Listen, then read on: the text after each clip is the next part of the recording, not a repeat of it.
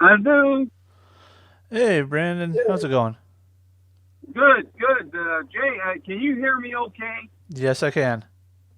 Okay, is my sound quality, my voice quality okay? Because what it is, I've got my iPhone piped into my stereo in my truck so I can hear you good. Oh, you're fine. All right, all right. What have you got all planned on this? What'd you figure out? Oh, just gonna talk football. That's all. Just Okay, get your rundown, kind of have you hear what me and Tom were talking about, and that's about it. okay. So, Tom and I were talking today, just mainly predictions and talking. First and foremost, we talked about the Zeke Elliott deal and Uh-huh. how we don't think that it was necessarily a good thing for the Cowboys in the long run because how he went ahead and they offered him basically making him the third highest paid, and then the second, and then the first. Now he's the first or the highest paid player. You know what I mean? Uh-huh. And what were your thoughts on Yeah. that? I tell you what, I heard a good quote from Jerry that was from Yahoo Finance interview he did, and they asked him about what are you going to do with these other two contracts, one with a quarterback and the other one with the wide receiver, and the quarterback is definitely more important. He said, you may not realize it, but the NFL has got deals cooking evidently with the TV people that is going to be at least 50% higher than what their last deal was. And Wow. he said, with the money that's coming in, and then the cap will, of course, raise extensively. He said, that is what I'm looking at as an owner down the road. So with the cap right now, yeah, it seems tight, but it will be going up and then become average. And I thought, man, Oh, if you I know, I was gonna say if I was Zeke, I'd be fuming if I saw that article after I signed on the dotted line. yeah, yeah, you got that about right. So you got that going on, and I'm sure. Did you guys see the news break about Antonio Brown and the Raiders? Uh, yeah, we kind of covered it a little bit about the potential penalties and fines that he could face, but we didn't delve too deep into it. Yeah, I. The one thing that caught my eye on that deal is that if he winds up going on suspension, they could actually void about $30 million out of his contract. And I thought, whoa. I mean, that would be an eye opener, and like, wake up, dummy. You know, you aren't the tail that's going to wag this dog. So Yeah. I will see. Let's see. Is there anything that you wanted to talk about specifically? Well, I tell you what is coming on. How about the NFL 100 years? Have you guys been able to catch and follow it all? Uh, Gil Brandt's top 50 plays of all time. No, I have not been following Gill's stuff. Is it on the NFL.com or is he doing it on the satellite radio? Well, it was on Twitter, but I believe it'd be on NFL.com because he writes for him. Um, and his number one play was, of course, the Cowboys and what they did. Number two was the Hail Mary. Number one was the 99-yard run that, oh man, his running back in '72 was that. Oh dang, now I got a brain blank on it. But that was his number one play. But I think what he really meant was 50 greatest plays. I don't think he's got them in order.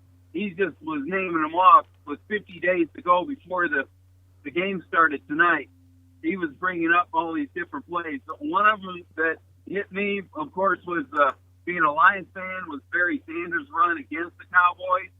I mean, he had those guys turn around so bad they were blocking each other, and he was just running around them.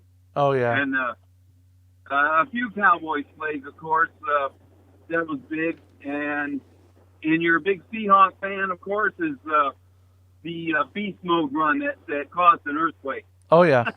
Oh yeah. So that was really good. Chargers. I can't remember which one was the Chargers. I tried to keep them all in mind, but I just can't remember that one. But that's for Tom. Yeah, But, Tom unfortunately had stuff he had to do, and with my phone acting up, I was actually hoping to be able to either sit down and record with you like Sunday night, Monday night, something like that, just to the three of us could sit down and I could just plug it in with what we were doing, but that unfortunately wasn't able to happen. So this is going to go up as a separate video all on its own. okay.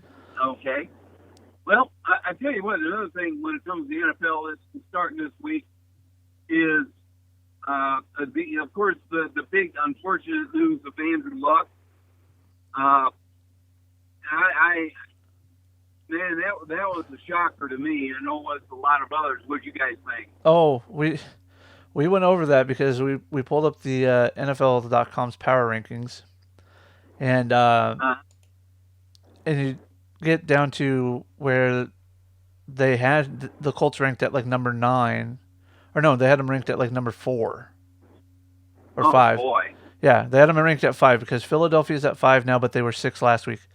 And you just go scrolling through. Everybody's moved up one. Everybody's moved up one. You get all the way down to number 19. Indianapolis Colts dropped 14-point positions. Man alive.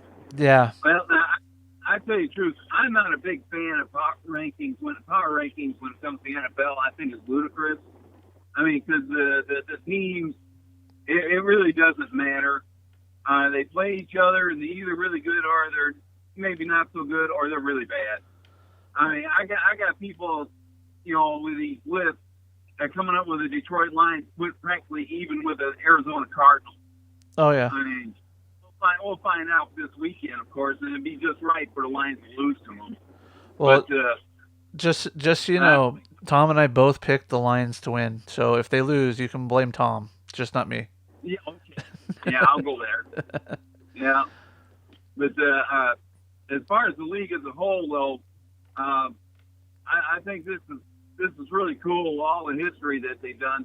One of the things that I was hoping that they would do over the summertime, and they did not do it, was put on some of the greatest games that has been played. I asked Bill Polian, when they started up with this greatest 100, this, that, and the other thing, and I asked him, I said, look, are they going to come up with 100 greatest games? I mean, I know they got 100 greatest plays, 100 greatest players, and so on and so forth. But if I was to ask you what your 5 top games ever was, what would you say? And I can't remember the top 5, but I can remember the top 3. And it boils down to how the NFL became such a powerhouse because of television. He said that number 1 to him was the greatest game that ever played, and that was the 58 NFL championship. They said that was the first time that an NFL game really got the nation and caught their eye and and drew attention to themselves in a big way. Then with the AFL coming into existence, fighting for players and trying to get their own TV contract opposite the NFL, that turned into a huge rivalry. And then before you know it, the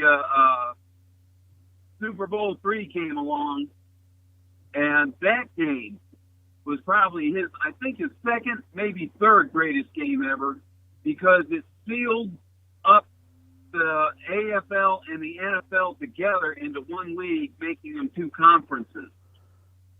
And if it wasn't for that, then it might have been a long time waiting, or the second league, the AFL may have just died off. Yeah. But the third greatest game, and this was a twist. It was the Heidi game. Remember that? Do you remember hearing about that? I know you weren't alive probably back then, but I remember seeing that. I've heard about it. Yeah, I'll never forget that. I was watching my dad and I was watching television. This game was really good, going back and forth, and all of a sudden, with about 3 minutes to play, they cut it off, and Heidi comes on, and we're looking at each other. What is going on? And it absolutely melted the telephone circuitry. I mean, you talk about cell towers crashing, man. That thing really went down the tube. And that made it to where the NFL was king because TV had to bow to them and their exciting games to extend them. That said they would never interrupt and cut them off again. Yeah, Wow, that makes sense. yeah, I couldn't remember. I couldn't remember if it was late '60s or early '70s. So I just did a quick search on it. It was '68, November 17th, '68. Yeah. That the Jets. I think was it the Jets and Raiders? Yeah, It was. Yeah. it was the Jets visiting the Raiders. Yeah, and that's when I think Namath was the quarterback, but they also had the Raiders had the long bomber on there, Monica, if I remember right, and they were oh yeah, it was awesome, an awesome game. And I remember NFL Films later on. Steve Sabo put it on NFL Network, and they showed the whole game because of that. And everybody got to see the last 2 to 3 minutes, as well as some other games he had, like the Sea of Hands. He said they hadn't showed that game in probably over a decade, and they put that game on. The Raiders against the almighty Dolphins back then. But that was something to behold. So there's some of the greatest games. And, of course, being a Lions fan, I can remember some greatest games against the Cowboys that we had. Gil always likes to remind me about 12 men on the field when we kicked the winning field goal against them. That was fun. And also another great game we had against the Cowboys was Emmitt Smith versus Barry Sanders. Yeah. Between the two of them, they had well over 400 yards rushing. And it was an overtime game, and finally Jason Hansen kicked the winning field goal with 5 seconds left in overtime. And it was an unbelievable ball game. They actually put that on TV also a while back. I wish I had recorded it. Yeah, that's the one thing. I have the NFL Game Pass just because I like to watch the games after the fact and all that. I wish at least for the 100th anniversary, put together the top 100 greatest games or even like the top 100 snafu games or something, like something where something important happened that changed the course of something. Right. I mean, they're always going on with their top 10, this, that, the other thing with a bunch of writers who don't know who but I love this because they said they had some real experts figuring out which plays and which players they considered the best. Like, obviously Lawrence Taylor is one of the top 5, if not the top defensive player ever. Reggie White would probably give him a little bit of a run, but yeah, I don't get that. I wish they would have done more of that. At least open it up to where if you want to, you can buy it on NFL.com like with the package. Yeah. And I went through with Tom after we got done doing our picks, the picks that NFL.com people had made for the week too. Uh-huh. And it's so funny how each person looks at it differently, Like, we started with obviously the Packers and the Bears. I picked Packers, he picked Bears. We both picked the same team from, let's see, we went Rams, Eagles, Browns, Chiefs, Ravens. Then we split on Vikings and Atlanta. Split on the Jets and the Bills. We both picked the Chargers. We both picked the Seahawks. Both picked the Lions. Both picked the Cowboys. I picked the 49ers. He picked the Bucks. I picked the Patriots. He picked the Steelers. And then we both finished up picking Saints and Broncos. Oh, man, that would be a pretty good game. The only thing is on the West Coast, you'd be able to take in both them games. On the East Coast, we're going to be about halftime through that Bronco game going. Exactly. Oh man. Yeah. I know TV revenue, but boy, it's kind of tough, man. It's regardless. We got a good teaser tonight. It started all off, and then it opens up really good. for Detroit fans, which is pretty cool. They get to see all 4 teams in play without a time conflict. Since the Bears and the Packers are playing tonight, Minnesota is playing early, and they're probably showing that game in the Detroit market since it's in a NFC North. But because the Detroit's the afternoon game in Arizona, I don't think that's the featured game of the week. Yeah, that's definitely not going to be the featured game of the week, I'm pretty sure. Yeah. I mean, we got their grade, their level H or G or Z to do the play-by-play. Dick Stockton and Mark Schlereth. So yeah. Oh well. Speaking of the Lions, week 2, guess where Tom's going to be? Oh, is he going to be there? Is he coming up to Detroit to see the Chargers? Yeah, it just so happens to coincide with his mom's birthday, but that's why he's there. His mom's birthday, not the game. The game's just happenstance. Yeah. Oh, that'd be cool. I got a couple other Lions fans I know they're going to attend the home opener and check it out as well. Yeah, I'm sure he'll get in touch with them or with some Lions fans. Yeah, if tell him to get a hold of me, and I'll get Kelvin the number for him, because Kelvin used to be a regular caller there for series, but now business has changed quite a bit, and he didn't get to call in near as much as he used to, but he's still just as interested. Yeah, I usually have it on listening when, like, on my days off, like today and whatnot, when I'm up here doing homework and stuff. But I don't get to listen as much as I used to, because it used to be because I was working nights, so I'd get in at like 2:15 at my time, which they're just now, I guess, finishing up at 3 now. 6 Eastern, yeah. So I don't even get a chance to call in on my way into work, and now I work until usually 1:15, 2 o'clock, and then by the time I get anywhere with a decent signal long enough to call, they're done with the show. So. Oh yeah. I tell you what I have done is I've gone to just trying to call in the late hits with Alex and Gil for the most part. Every once in a great while, I might call in to Bill Foley, and if I've got a real administration or rule question that he can answer. But generally, Alex has always got a subject to draw callers in to talk about their team with, and yeah, Alex does a really good job of that stuff. I also like listening to Bob Papa and Charlie Weiss in the mornings, but generally I'll catch them on demand along with the late hits, because by the time I get home, it's time to settle down, watch TV with my wife, and I don't really want to be sitting there listening to the radio all night. So I do that. That on-demand feature is really good. I appreciate it a lot. And I like Charlie Weiss because of his insight, his thinking, his offensive thinking is a lot like what Patricia wants to run for the Lions. Yeah. So a lot of stuff he comes up with tells me what the Lions are thinking of doing in a similar mode. And then, of course, you guys had Darrell Bevel there for quite a while, and now we've got him as our offensive coordinator.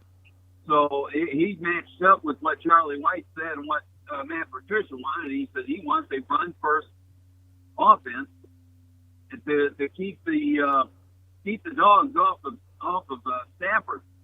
I mean, really, in the last 10 years, since Stafford's been in the league, especially the last 8, out of about, I did some research on this, there was 13, including him, 13 quarterbacks that all played between 2011 and 2018 that are all veterans. And I'm talking about even guys like not just Matt Ryan, Tom Brady, Drew Brees, Rodgers, and Newton, but also Andy Dalton, Joe Flacco, even Andrew Luck and the bunch. And I did a research as to how much run support have all these quarterbacks had. Now, I also counted Russell Wilson, and he had the most run support, but that's because a lot of his his game was run game, himself. Yeah. But beast mode, huge part of that. Oh yeah. It's funny when he left. You had 2 years where he was just trying to pass the ball, and while you seen where you guys wound up, you didn't wind up in the playoffs hardly. And so last year, when your running game came back. Yeah, and it's really funny that you bring that up. I'm actually looking at NFL.com's ranking of all the quarterbacks in the NFL. It's a four-person writing team. They've got Pat Mahomes number 1. They've got Aaron Rodgers number 2. Of course. Russell Wilson number 3. Yeah, that's believable. Well, here's the thing: is there what Wilson did last year, and this is what one of the writers said. He's so unbelievably efficient that in 2018 he became the first and only quarterback in NFL history to throw for at least 35 touchdowns in fewer than 475 attempts. He actually needed just 427. Yep, he's got it down. When we played you guys last year, he was hitting on every 50-50 ball. Mm-hmm. We were just looking at it like, good grief, man. I mean, the DBs were right on the receivers, and that's what Marvin Jones is noted for, is to catch 50-50 balls all the time. Well, in your case, that's what you guys all did through the whole. I mean, you wound up with a perfect quarterback rating because of that. Yeah, he set records for the most touchdown passes in Seahawks franchise history, and the highest QB rating for the year, which was 110.9. Man. So I mean, I got off a little bit on a tangent there. So I looked at all these quarterbacks and their run support in that 8-year span, and 7 years in Russell Wilson's case, 6 years in Luck's case because of his injury, and I think Flacco's case it was 7 years. But anyway, I averaged it, and it turns out that Stafford is dead last. I mean, he's last by a long shot. I mean, it's terrible. He had the run support he had in his entire career has only averaged 90 yards a game. Yeah. I mean, we're talking about as far as 100-yard rusher, he had the best run support that he's had in a long time. Just last year with Kerryon Johnson, and Kerryon Johnson only played like half the games, but 2 of them with 100-yarders. Yeah. So it just shows what he really needs, and nobody's going to be able to pass to get into the playoffs and win a Super Bowl with just passing. Oh yeah. I mean, you think about Drew Brees. Look at all the yardage he's passed for, and yet there for a while, before his last couple of years, where he was really coming on strong because they built a good team. Remember, he had all of them yardage and passing attempts and everything like that. But he's only winning 7-8 games. Yep. So and that's, they knew they had to do something. And that's just it. If you look over the history of the NFL, especially in the modern passing era that we have, if you don't have a run game that can at least complement what the passing game is doing, you can make it to the playoffs, but you ain't making it usually out of the first round. So no. I mean, his best game that he had was when we played Dallas, and of course that was had all kinds of asterisks and everything on it for different reasons. But he had one of the best running games there. Reggie Bush going at it, and they took. I think they started out with a 17-point lead, but their defense had a big hole in it. And Dallas figured it out, exposed it, and won the ball game because of it. But the other 2 playoff games, they didn't have a running game. The first one, 2011, when they had John Best, but he went down after 5 games, never played again. That was their running game. So they didn't even have a winning record the rest of the way. So they just got in the playoffs on their first 5-game record. And of course, the one where we played you guys in Seattle in the playoffs a few years ago, we just barely squeaked in. We didn't even have a running game. I don't even know where we got in, to tell you the truth. But it is what it is. Speaking speaking of your Lions, I saw your tweet the other day about ESPN's simulation. So it intrigued me to go look and see what they had for Seattle. Did you see what they had for Seattle? No, I don't even look at that stuff. I just look at it and say, yeah, okay, Oh, whatever. it is funny. They have Seattle at 6-10 and losing to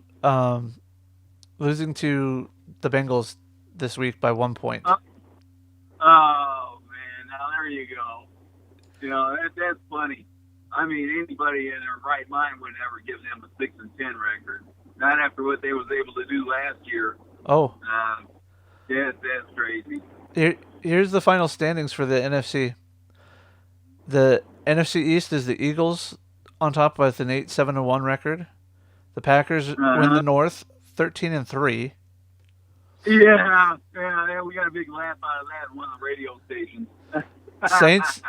Saints with 11-5, and the 49ers at 11-5. Now, oh man, I had a 49er fan take me to task on it and said, why don't you think the 49ers can hang with the Rams and the Seahawks? I said, look, they're about 2 steps behind. They need to look. They're still building their team, and Garoppolo's injury last year really set them back. Otherwise, I'd say they could probably hang with you, but they need more. They just need more experience. Yeah. I think they'll be an upstart, and so will the Cardinals for a game or two. But I think by and large, they're going to. Remember how the Rams used to do you guys sometimes, and when the Niners were really good, and it was you and the Niners going after it. Oh yeah. Getting after it for it, and then the Rams would come up there and just shock you like, are you kidding me? How the Rams beat us? Yeah. Well, I think the 49ers are going to be this year. Oh yeah. I can even see Arizona with Kyler Murray doing that too. The problem with teams that Go ahead. I was just going to say, once Kyler Murray figures out that offense, I know that they've been practicing it and all this, that, and the other thing. But at first, there's going to be a lot of hit and misses. But once he start getting it down, his athleticism is going to take over. But his problem is he has a horrendous front line, and his defense is messed up because of the back end is all either beat up or suspended. And that's where they're going to lose ball games at. He's got the skill positions, but he ain't got nobody in front of him to help him block. He's going to do a whole lot of running around, unfortunately. Yeah, I hope for the best for like I told Tom, like when we were doing our picks. I will joke about how I have no confidence in some of these players, but I truly do have confidence in these players because they wouldn't be in the league if these GMs and owners didn't think they could play. So right. Even the lowest man on a practice squad wouldn't be there if the team didn't have some sort of confidence in that person. And we as fans, like the true diehard fans, like the serious football heads, we're the ones who know this. And it's the fair weather fan, the fan that's only a fan during the season itself. Yeah. They don't understand this. No, and there's a whole lot of national writers, and especially on the internet, all these oddball internet sites that are coming up with all these outrageous lists because of this, that, or the other thing. It's a whole lot of it is skewed just to their perception. There's one the other day. There was one this morning that was talked about where somebody said that they gave the Lions like a 23 in a power rankings or some silly thing like that. And the guy said, first thing he does, well, they didn't look very good in the preseason, and they didn't win a game at all. So thus, I don't think much of them. And everybody and their brothers knows you cannot take preseason in any kind of way, shape, or form as being real. I mean, all that is glorified practices for many of these coaches now and GMs. And then when the real season starts, that's when the lights come on. And you just got to throw all that out the window. Yeah, it's yeah. That's one thing I gotta say about Sirius XM. They sure have taught us well, and they continue to do so. Even listening to Charlie Weiss and Bill Polian as well as Gil, you know, all those guys, even Mark Dominic, and a couple of others that really have been in the business. They just kind of sit back and laugh at some of these guys and what they come up with. And it's a man, that guy sure doesn't know anything about the business of the NFL, and that's impossible. They can't do that. Oh yeah, and speaking of those guys, and the serious football heads in general, is now that I've got what I've got, and I'm establishing this podcast with me and Tom, and Tom went this last year to the Senior Bowl. I'm trying to find out a way that I can get down there and bring some microphones with me, bring a couple cameras, webcams with me, so I can set up and we can all do this. The problem is for me, I don't have the money to do it. Oh man, yeah, it's not. And that's the truth. And then the part for me is like I would love to sit here and say I could crowdsource this, I would crowdfund this, but that would hurt me in the ego. It'd be that I should be able to get there on my own. You know what I mean? Oh yeah. And that's yeah. Because I mean, it would be one thing like if it were any of the older guard were on their it's their possible last time, and somebody said, hey, let's crowdfund this, all of us would jump in to do it, and heck, I would even donate to it. It's just for me, it would feel bad. Like, or if Bam Bam, if Bam Bam wanted to go this year, and just financially he couldn't afford it in a heartbeat. Right. I've been in and out of the whole crowd. I would feel awkward, and I hate to bring it up and make this about me, but I just really want to get down there with you guys one year. Yeah, it would be a bucket list thing to do. That's for sure. I mean, hopefully the Senior Bowl sticks down there, and with they're changing stadiums, so they're hoping that they can. They don't know what they're going to do with the old stadium. It's in a really bad part of the neighborhood, and they've got a new one going up for the college team that's down there. I think it's Southern. Let me see.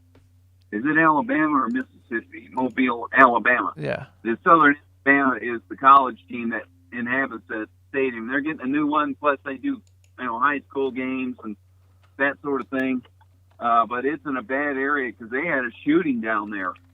A couple of gangs got into it when the football game was kind of hot and heavy, and some folks got outside and they started jawing each other, and before you know it, somebody's pulling a gun. And I thought,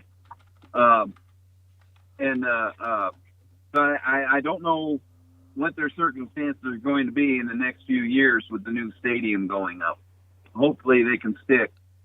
But after everything's said and done, yeah, it's a fun time. I enjoyed it. I don't think I'm going to go down there anymore. It's too long a drive for me, and all I do is sit around, get cold for 3 days for me. It's just, and then I got to drive all the way back in the wintertime, which is rough. But for you, it would be worth it, at least for the one time. And the last time I went, it was actually in the 70s, so it turned out to be very nice. And Butterbean was down there. One of his buds brought all kinds of food for tailgating. He hadn't done that. He hadn't done it since. But his friend didn't come back. But he enjoyed himself. And I know some of the other guys are always going down there. Packer fan. What's his name? I call him Alberta Clipper, but that's where he's from. Yeah. Darren Birchfield. He makes it down there. Of course, Scotty and everybody. I sent him a message here earlier today. I thought it was really hilarious. They mentioned that Scott Novak was going to be heading up the referee crew for the Lions-Cardinals game. But, are you kidding me? And I saw that on Twitter, so I copied it and sent it to him in a message. I said, hey, check this out from the NFL referee crew.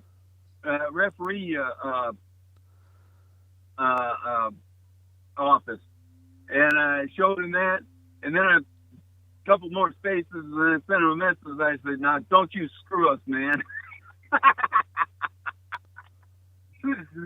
So, anyway, listen, I'm home, so I'm going to get on inside. All right. You have fun. And if any of this is any good, just cut it up and put it on your podcast, man. Hey, what's the name of your podcast? It's the Serious Football Heads podcast. We're on YouTube. That's predominantly where we're at right now. Okay. Well, I'll tweet out a link to you. Look it up and get it and subscribe to it, and then I'll send it around to everybody to let them know about it. Yep, I posted into the Facebook group too. So I know you're not on there, but just as much as we can get it out and about, the better it will be. You know. All right. Yeah, and I'll send it out on Twitter, so everybody that follows me. All right. All righty.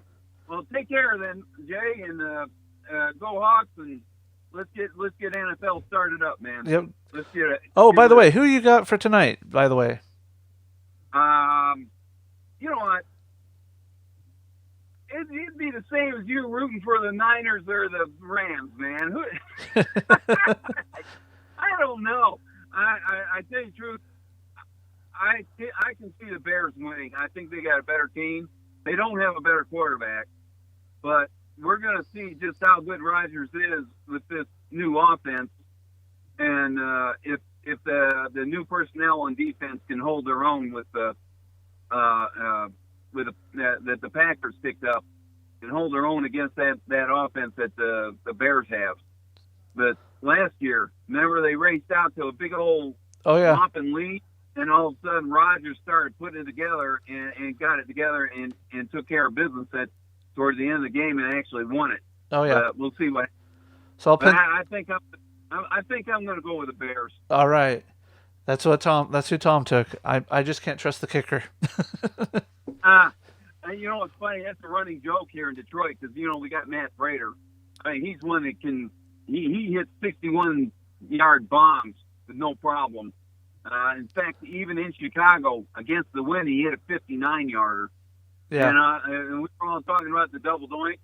So when I called up the radio station this morning, and I said, look, the Bears, they may not have a kicker, but we got one, and he'll double doink it, and it'll go through. Yep. All right. Well, you take care. I'll try to connect with you. Maybe we could do this again next week, and maybe we can get Tom in on this too. You betcha. All right. You take care, guys. See you later. Have a good one. And that was Brandon, the commish for the Serious Football Heads. Way back in the day, he started it all, and you got to bring him in on this type of stuff. I'm just sad that I couldn't get Tom. This kind of a spur of the moment thing where I asked him, and Tom was having some stuff today, but I asked Brandon when he was ready to let me know, and he just let me get it all set up. So, thanks again for Brandon for coming on. Thanks for Tom for co-hosting with me, and guys, just like and share this. Get it out there. Let all your friends know. Maybe we could get this to some of the serious NFL people to let them watch and see what they think. I mean, I'm not trying to get picked up. Tom's not trying to get picked up onto a show with them. But, maybe they can help, spread the word with us, That'll conclude it for this week. In week 1, had my draft 2 nights ago. Have the podcast, which should be either up just before or just after this. I'm doing some tweaks to it. The live stream is still up of it, but the first 23 minutes is a one-sided conversation. Once I get the edited version down or uploaded to the site, the live stream will come down. So, all right, you guys, take care. Enjoy your week 1. Go root for your team. I will always root for the Hawks. Tom's going to root for the Chargers, and Brandon's going to root for the Lions. So, you guys have fun. Enjoy your week. Take care.